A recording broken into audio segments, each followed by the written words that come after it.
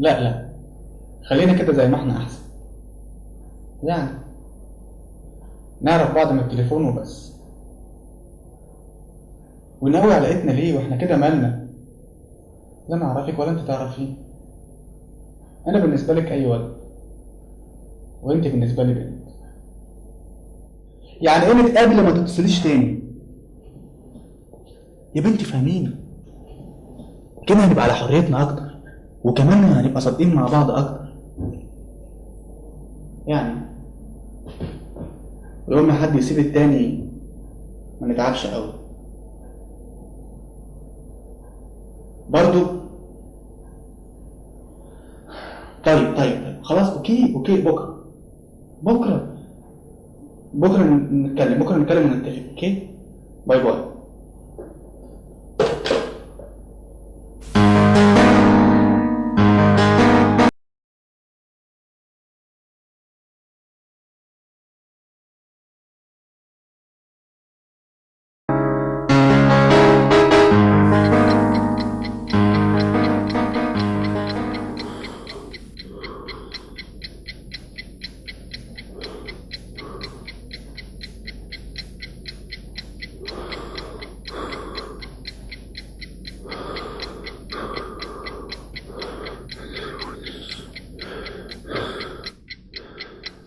بتسيبوني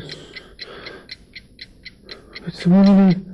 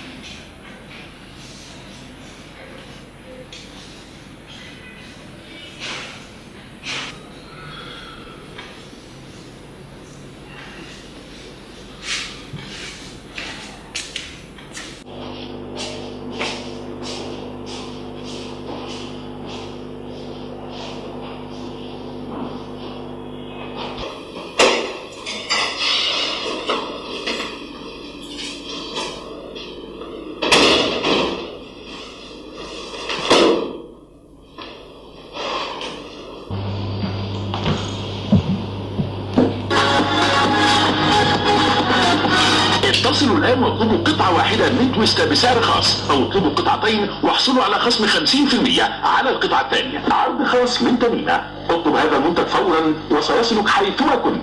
سعر المنتج ثابت، سعر الشحن ثابت أينما كنت. تسوق الآن من شاشة التلفزيون. نحن في الانتظار 351 4 أصفار.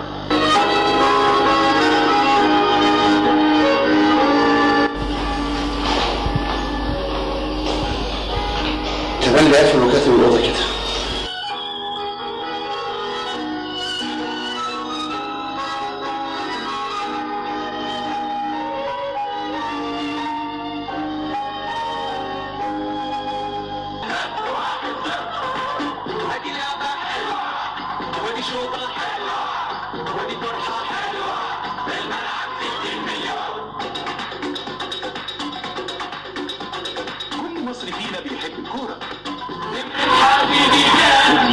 بتشجع اللعبة الحلوة.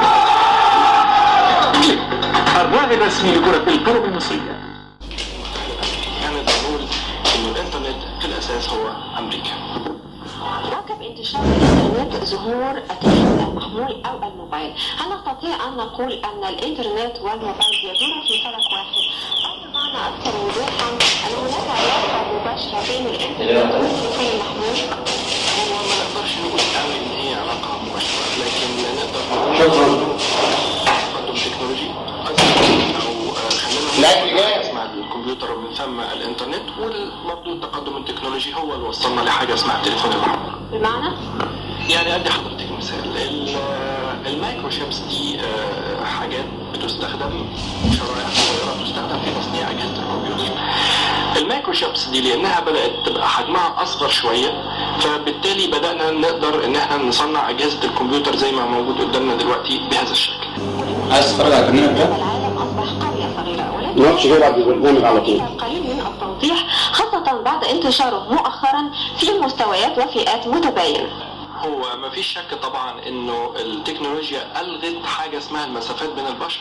احنا النهارده ماما اتصلت امبارح عشان تطمن عليك. طمنتها عليا. كل واحد موجود. بتقول لك ابعت لنا جهازين موبايل عشان توصل لنا وقت ما تحب تطمن علينا. التكنولوجيا الحديثة وكلنا معانا بالظبط. تكنولوجيا المعلومات لها وهي تأثير تبقى معانا. مع البشر يمثل التأثير على فكرة رجعت الكلية امتى النهارده؟ قبلك على طول. طبعا يعني رحت الكلية؟ ده مش كلامي، ده كلام الدراسات اللي خرجت من مش انت اللي معلق على طول بنفسك؟ متخصصه يعني في مراكز ابحاث مهم. علميه واقتصاديه كلهم حتى وحش البركان. تلاقيني كنت مستعجل فنسيت. طبعا لما نسيت تعلق هدومك اشتغلنا نتعامل مع بعض عشان مش حد يخبرنا. ومشاعره أيضا بمعنى هل هناك تأثير الثورة التكنولوجية على المشاعر الإنسانية؟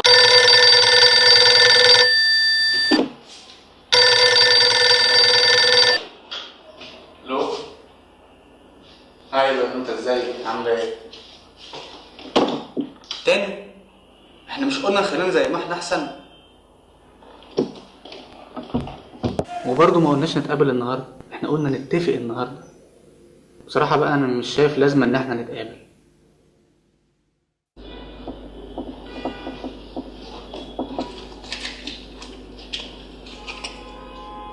يا ستي مش مسألة حلوة ولا وحشة،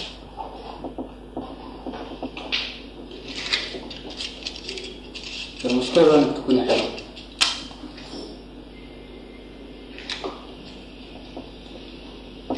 تحيا بطني بيكي اكتر. لا طبعا مش عايز اخسرك. رجعت للتهديد تاني؟ طب انت ايه؟ هنتقابل. ممكن بكرة؟ لازم النهاردة؟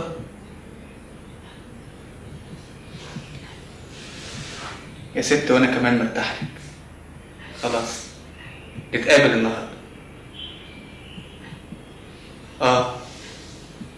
ايوه عارف المكان. هتلبسي ايه؟ طب بلاش ربع ساعة، استني نص ساعة وبعدين امشي. طيب خلاص مش هنطعك. باي باي.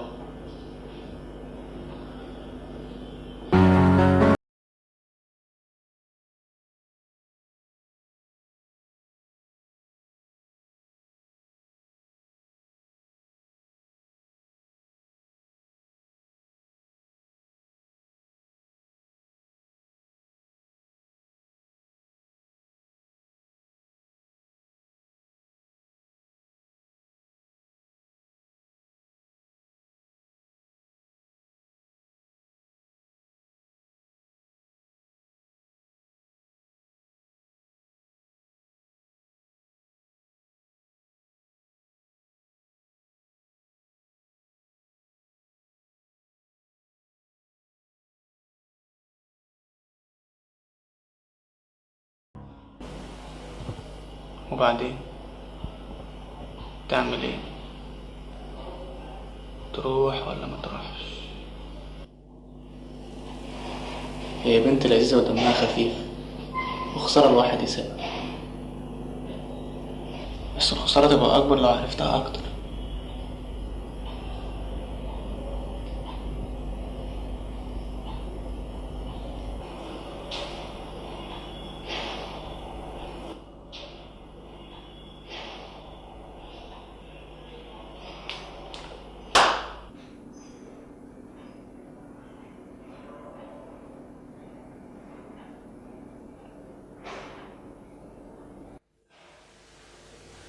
هروح.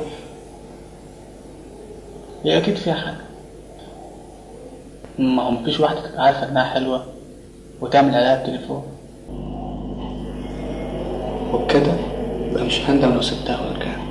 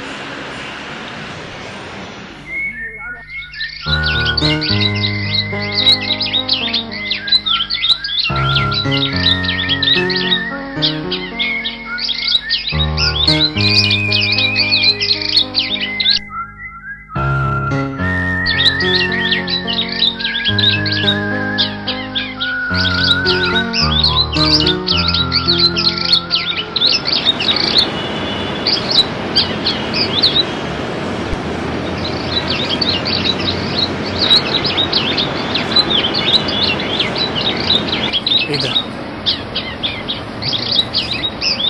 معقولة هي دي؟ أكيد هي.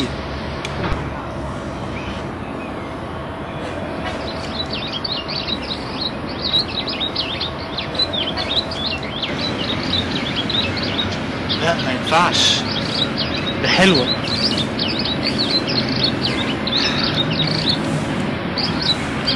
تعمل ايه دلوقتي يا فالح؟